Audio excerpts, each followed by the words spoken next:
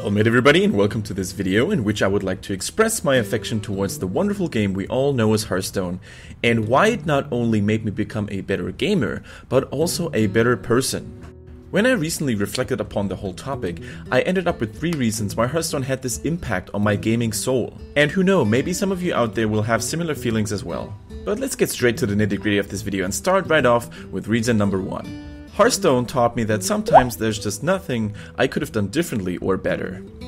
You know, unlike other esports titles such as StarCraft 2 for instance, Hearthstone relies on RNG mechanics quite a bit. That means sometimes you simply won't get the taunt totem that might have saved your life, or sometimes your knife jugglers will continuously hit the wrong targets no matter how many tries they get. The secret, however, is to keep trying, to keep moving on, and to not let it bother you too much. If your opponents keep top-decking you to the ground, or copy your most precious minions with a thought steal, you'll have to make yourself aware that there's nothing you could have done about it. If you simply accept the fact that you gave it your best shot in a match, regardless of the outcome, you will feel great even if you lost.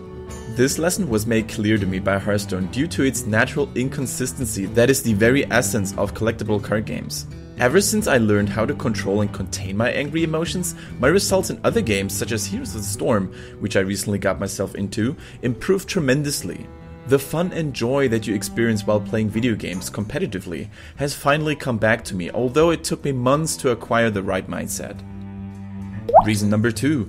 Hearthstone showed me how important preparation is in competitive esports titles. Quite frankly, without preparation there is no success in Hearthstone. Sure, you can just copy-paste a deck that you found online or that a friend told you about, but this alone will rarely carry you to greater achievements.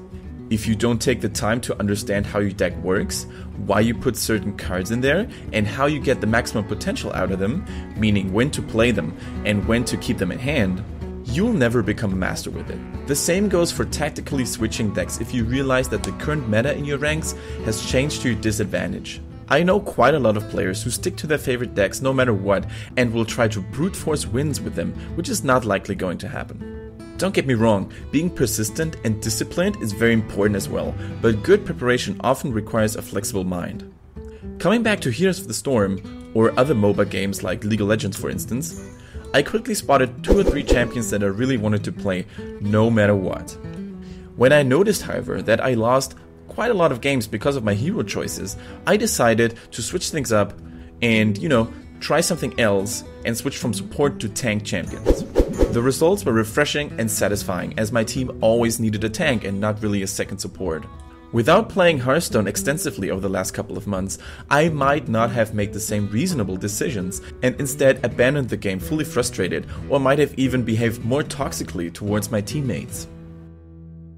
Reason number 3. Hearthstone made me love multiple types of esport genres.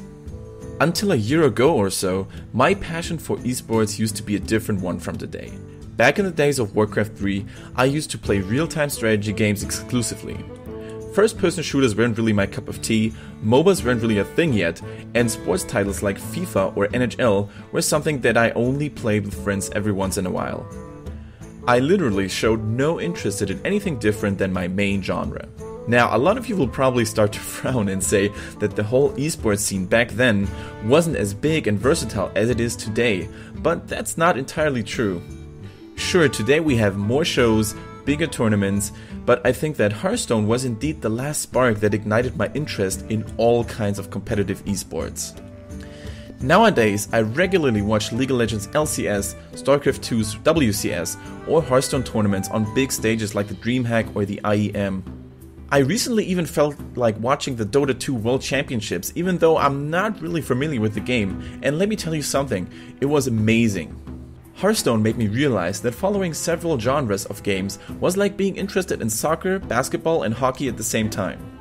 No matter if you play cards, shoot someone from a large distance, or make fancy moves with your avatar in the MOBA arena, it's now all equally awesome to me. Esports is still not fully acknowledged in most societies, but if the community itself sticks together and overcomes the narrow mindset of only liking their respective game and nothing else, we can show the world how much competitive gaming has grown. So to conclude this video, I think it's very important to make clear that all the things I just mentioned in this video aren't necessarily exclusively related to Hearthstone, but to every single video game in general. People can feel the same way about other games they love to play. However, in my personal case, Hearthstone has been the trigger which changed the way I perceive esports. Hearthstone to me brought diversion and entertainment to the already awesome esports scene. People may feel the same way about StarCraft or Street Fighter like I do about Hearthstone, but does that make them better or worse than me? Some people may think so, but I don't. Hearthstone taught me to think otherwise, to think more positive than that. But of course, sometimes there's just nothing you can do, or could have done better or differently to change people's mind. So I would like to thank you for watching, everybody, and may the card gods, the macro or micro gods, the aim gods, or whatever else you believe in watch over you. Oh, and by the way, if you're actually that type of person who's interested in how the game that has been continuously running in the background is going to end, I'm gonna give you some extra minutes and let you actually see how the game ended. Enjoy.